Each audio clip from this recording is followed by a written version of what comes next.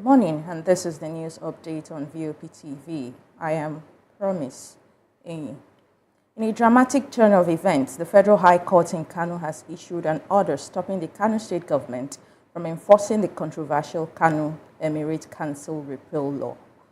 This comes just a day after the Kano State House of Assembly dissolved the 4 newly created Emir councils and Governor Abba Yusuf reappointed Lamido Sanusi as the Emir of Kano.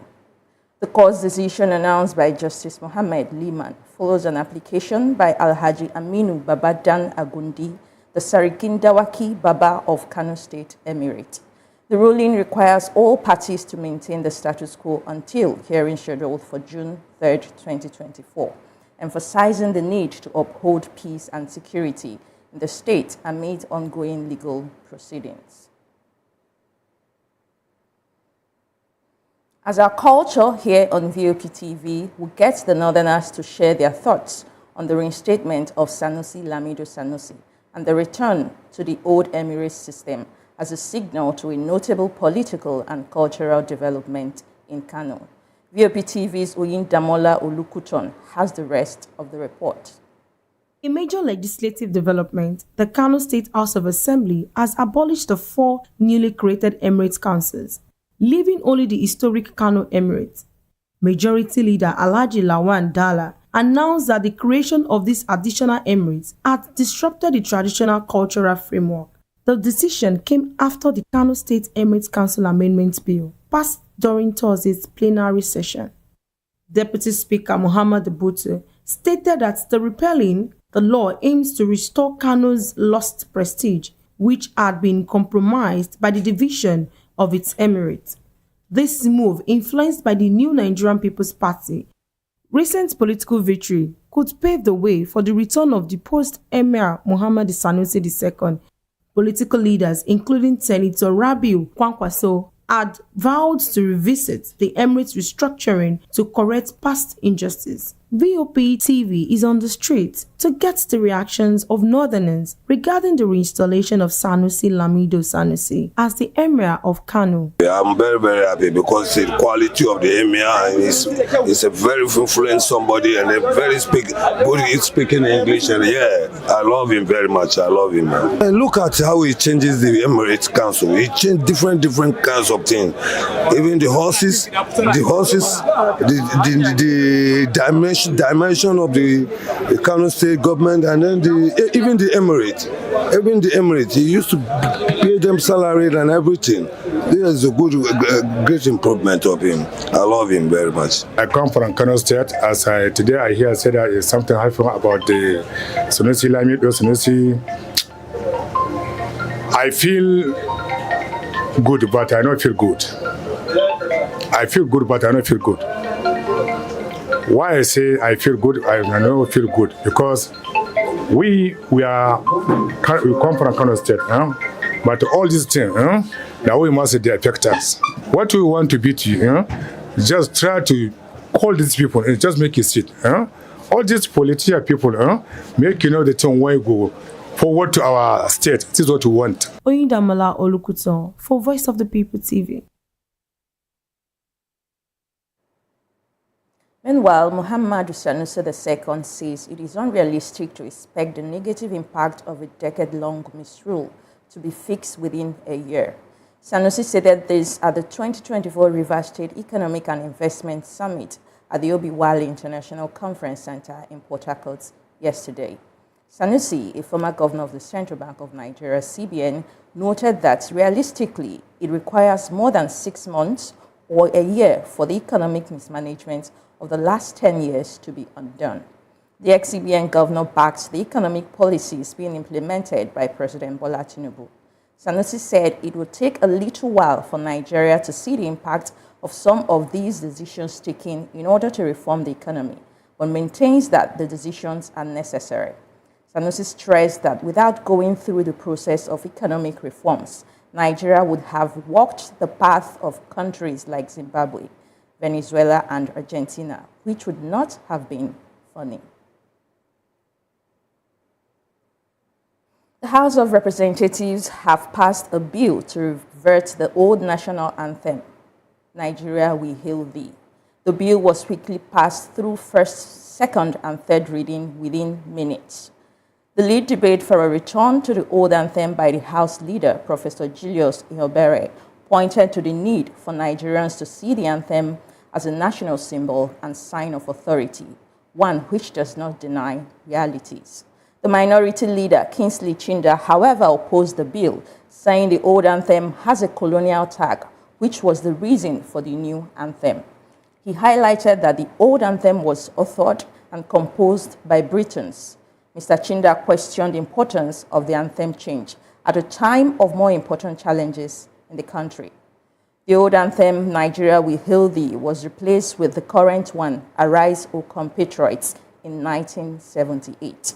It has been referred to the Senate Committee on Judiciary, Human Rights and Legal Matters to report back to the House in 2 weeks. The senators, who appeared unanimously in support of the bill, argued that it would promote better symbols for unity, peace, and prosperity compared to the current one. Vice President Kashim Shettima has reaffirmed the commitment of President Bola Tinubu's administration to revamp Nigeria's tax system. Shettima expressed concern about illegal tax collection by non-state actors across the country. He highlighted the need to collaborate with CITN to adopt global best practices in tax administration. CITN President Samuel Agbeluyi praised the government's efforts, including the recent suspension of the cybersecurity levy. Agundi outlined the CITN's goals, emphasizing collaboration with the government to create a fair, transparent tax system that drives economic growth and development. The administration's commitment to efficient tax collection underscores its dedication to economic progress while minimizing the burden on citizens. The House of Representatives has resolved to meet with representatives of the Nigerian Labour Congress in a bid to convince the latter to shelve its plan over minimum wage.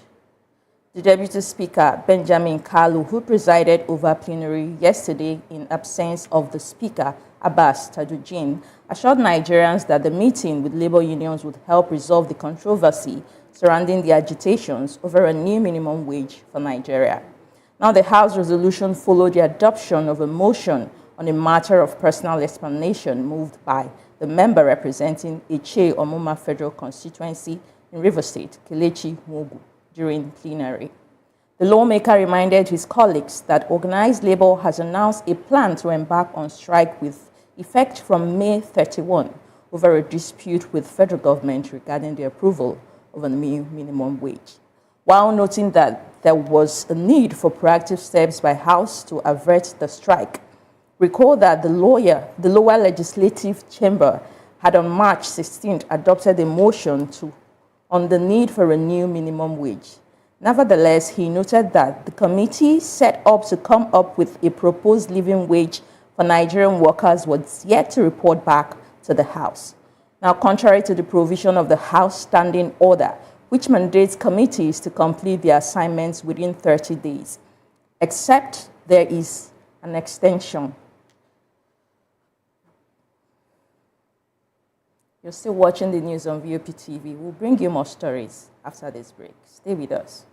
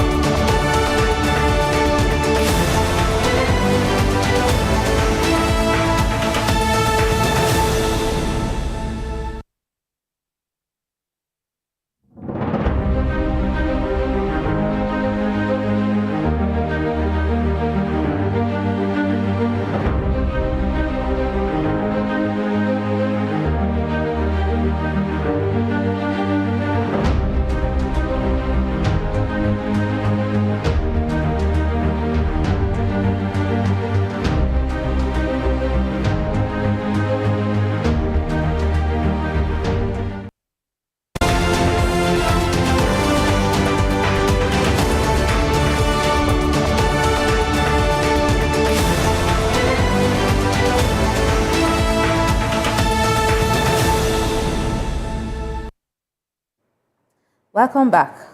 More political crisis seems to be brewing in Rivers State following a recent comment by Ikwere local government chairman, Dr. Samuel Manosike, who vowed not to vacate his office on June 17, 2024. VOPTV reports that the chairman in the 23 local government areas of the state are expected to leave office on June 17th as their tenure elapses. However, on March 13, 2024, the Rivers State House of Assembly, led by Martins Amehuli, passed the Rivers State Local Government Amendment Bill, which elongated the tenure of the council chairman. But a Rivers State High Court sitting in Port Harcourt, the state capital, on Tuesday, nullified the tenure extension for the chairman. It ruled that the law was inconsistent with the 1999 Constitution and Section 9 of the Rivers State Law, number 5 of 2018.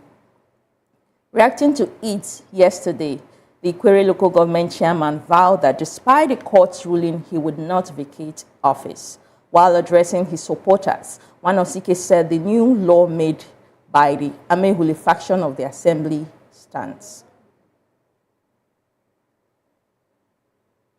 The Kogi Governorship Election Petition Tribunal sitting in Abuja has fixed May 27th to deliver judgment in the petition filed by Social Democratic Party SDP and its governorship candidate, Murtala Ajalaka, against the election victory of Governor Usman Ododo of the APC. The three-member panel of justices headed by Justice Ado Birinin Kudu announced a date on Thursday in Abuja in a message communicated to counsel for the parties through its secretary, David Mike, and made available to newsmen. You may recall that Kogi held its off-cycle election on November 11, 2023, in which Ododo of the All Progressive Congress, APC, emerged victorious, beating his closest rival, Ajaka of the SDP, by a wide margin. Ajaka, dissatisfied with the outcome of the election, had filed a petition before the tribunal challenging Ododo's victory. However, the case commenced in December 2023, but came to its highest point on May 13th when SDP's Ajaka, APC's Ododo, and Independent National Electoral Commission, INEC, adopted their final written addresses, after which the tribunal reserved judgment in the petition. President Bola Tinubu has directed a total and comprehensive review of the recently announced governing boards of tertiary institutions in Nigeria before the inauguration and retreat being planned for the nominees.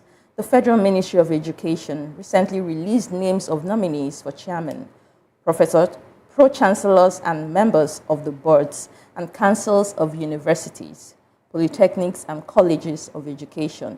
It also announced that the inauguration and retreat for the nominees will take place on 31 May 2024.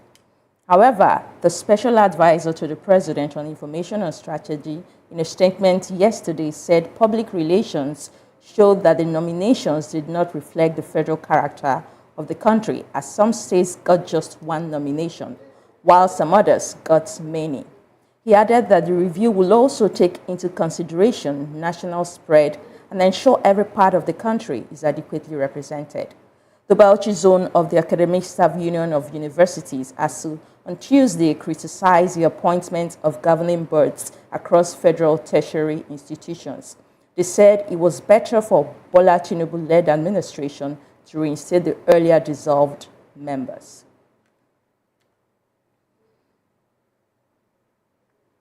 Now, in an effort to tackle unemployment and promote youth employee under empowerment, the Federal Executive Council has approved the creation of the Presidential Initiative for the Youth Entrepreneurship Cluster. Led by Minister for Youth Development, Jamila Bayo Ibrahim, the initiative plans to kickstart the first 6 clusters in the upcoming weeks, empowering 50,000 entrepreneurs. VOPTV's Matthew Ogunswada tells us more in his report. In a bid to address unemployment and foster youth empowerment, the Federal Executive Council has approved the establishment of the Presidential Initiative of the Youth Entrepreneurship Cluster. The initiative, spearheaded by the Minister for Youth Development, Jamila Ibrahim, aims to activate the first 6 cluster in the coming weeks, empowering 50,000 entrepreneurs. This move is projected to create up to 500,000 direct jobs and over 2 million indirect engagement for young Nigerians. During the ministerial sectoral update held at the Radio House in Abuja on Thursday, May 23, 2024, to commemorate the first anniversary of President Bola Tinubu's administration, Minister Jamila Ibrahim unveiled the ambitious plan of the government, emphasizing the importance of youth empowerment and job creation, particularly amidst prevailing challenges. Started with a mandate that makes us responsible for ensuring the prosperity of young people in this country and to also guarantee the collective destiny of our country, Nigeria. The minister further announced the commencement of a national youth skills program designed to train 300,000 National Youth Service Corps members and 700,000 young people outside the NYSC scheme in the informal sector. She added another notable initiative, which is the establishment of the Next Gen Bank, a specialized financial institution dedicated to supporting youth-led initiatives in strategic sectors. This announcement has sparked varied reactions among Nigerians. While some commend the government for its proactive approach towards youth empowerment and job creation, others express cautious optimism, citing the need for effective implementation and sustainability. It's a welcome development, and I think it will, help the youths, in developing their career. If government should bring the empowerment to the youths, I think it will not only benefit the youths, it will benefit the country and also benefit the elders in the country too. There will be a lot of employment for youth to also engage themselves in one or two things. So it's a good idea bringing in the empowerment for the youth.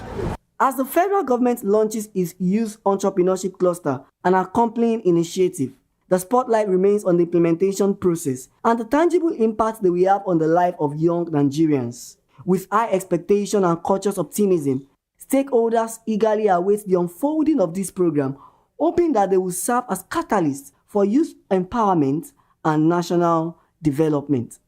Matthew Ogunswada for Voice of the People TV.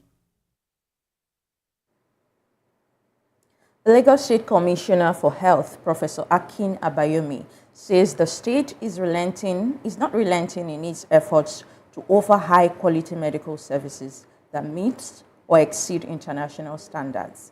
Speaking at a ministerial briefing, the minister noted that the state government is making significant efforts to make healthcare accessible for residents, irrespective of economic status.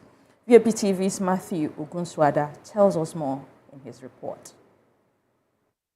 The Lagos State government is not relenting in its efforts to offer high-quality medical services that meet or exceed international standard.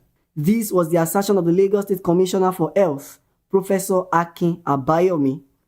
Speaking at a ministerial briefing in Alausa, Abayomi highlighted the significant efforts made by the state government to ensure healthcare accessibility for all residents irrespective of economic status. He noted that the Health Ministry is actively reviewing its law to align with global health practices. He further stated that while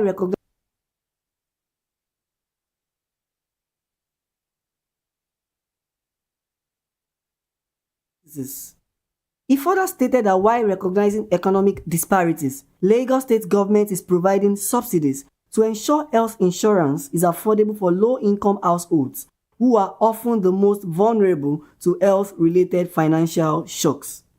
We took to the streets to get people's opinion on the Lagos State government's efforts to improve healthcare and make health insurance mandatory for all residents. Here is what they had to say. Good health is very, very important. It's a good idea if they can do as they say. It will favor a lot of Lagosians because what everybody citizen is going through for this country, that idea can help the citizen at least to have a good health. The Lagos State Health Initiative is good for helping at least everybody in neighborhood, at least for them to consign and be in what they want to be. Health empowerment is very good, but now so many people are hungry. Even some of the part of the problem with everybody having in now is what of them is because of hunger. They want to do it. Well, they can go ahead and do it. It's very good. It's a welcome development. Lagos State is positioning itself as a leading medical hub in the region, promising a healthier and sustainable future for its residents. Matthew Ogunswada for Voice of the People TV.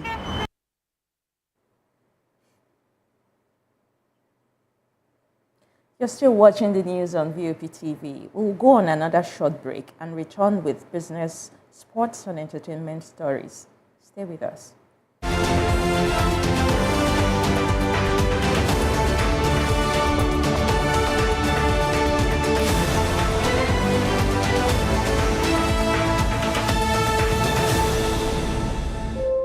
When your morning starts, make sure to look around for the right company to serve you everything you need to know about what's happening around you. That's why you need VOP this morning, because we will climb this far to give you a voice in what's going on, from news, reviews, politics and the economy, sports and even entertainment. Join us weekdays 7 a.m. to 9 a.m. right here on VOP TV.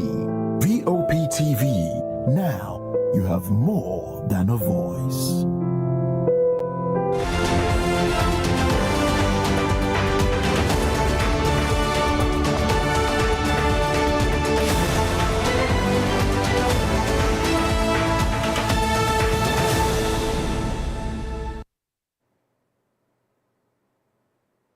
Welcome back.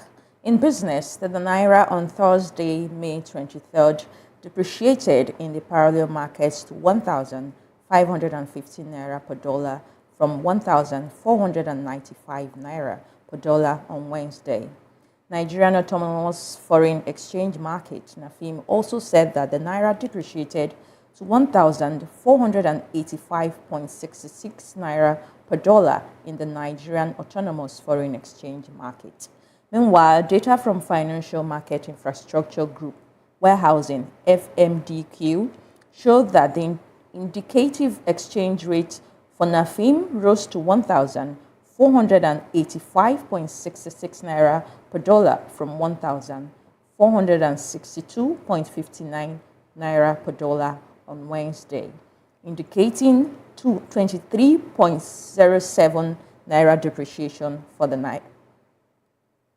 The market recorded an intraday high of 1,510 Naira per dollar and an intraday low of 1,401 Naira per dollar, resulting in a bearing of 109 Naira per dollar. However, the volume of dollars traded as turnover increased by 35.7% to $167.55 million from $123.45 million on Wednesday.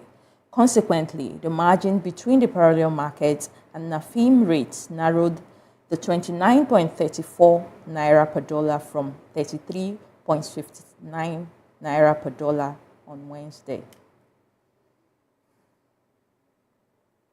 In a major development, the Minister of Steel Development, Shaibu Audu, announced that the light section mill of Ajaokuta Steel will produce 400,000 metric tons of iron rods annually for nationwide road construction projects. This announcement was made during a press briefing in Abuja to review the performance of President Bola Tinubu's ministers over the past year. President Tinubu has approved the restart of the light section mill with an initial capital injection of 35 billion naira from a private financial institution. This initiative aims to support the ministry's work in its extensive road construction agenda, covering the 6 geopolitical zones of the country. Despite Ajaokuta's production being a fraction of the total iron rod requirements, this move is seen as a crucial step in reducing Nigeria's dependency on imported steel. And in sports, Nigeria's Golden Eagles secured a spot in the WAFU BU17 Championship semi-finals in a decisive 3-0 victory over Togo on Thursday. The match, initially scheduled for Wednesday, was postponed due to heavy rain that rendered the University Stadium pitch unplayable. The Eaglets dominated from the start, with Abdul Muiz Adeleke opening the scoring, assisted by Abdul Muiz Oladimeji. Rafa Adams added a second goal from a cross by Captain Simon Cletus. Adeleke netted his second goal shortly after the halftime, although he missed a penalty that would have completed his hat-trick. Nigeria topped Group B with 7 points and will face Cote d'Ivoire in the semi-final, while host Ghana take on Burkina Faso in the other semi-final. And in entertainment, Nigerian singer and politician Olubankole Wellington, popularly known as Banky W, has successfully undergone his 4th surgery for skin cancer. In November 2017, Banky disclosed that he had undergone a 3rd surgery to treat a rare strain of skin cancer. Now, after facing cancer once again, he aims to encourage others who are going through their challenges. Banky expressed gratitude to God and his wife, family, friends, pastors, and doctors who supported him throughout his health journey. And that's a wrap on the news update on VOP TV. Do well to subscribe to our YouTube channel. On YouTube, we are at Voice of the People TV, and on other social media platforms, we are at VOP TV Live.